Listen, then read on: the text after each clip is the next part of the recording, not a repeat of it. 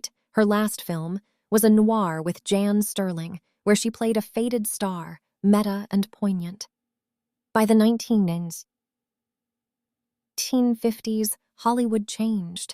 Television rose, and Hedy's age and accent limited roles. She turned to stage work, touring in The Lady and the Bandit, but found it unfulfilling. Guest spots on TV shows like The Beverly Hillbillies, 1966, provided income, but she grew disillusioned. In 1966, she was arrested for shoplifting in Los Angeles, a charge she claimed was a misunderstanding, but it damaged her image. Another incident in 1991 repeated the pattern, highlighting her later isolation. Invention legacy and later intellectual pursuits.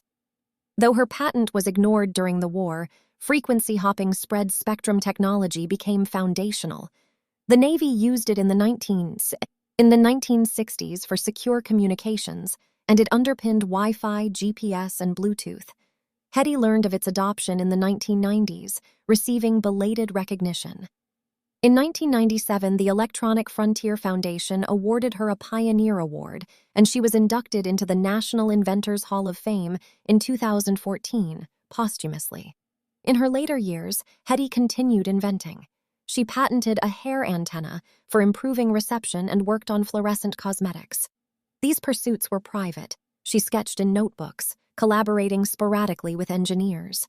Her intellect, once hidden, became her refuge as fame faded. Philanthropy and social causes.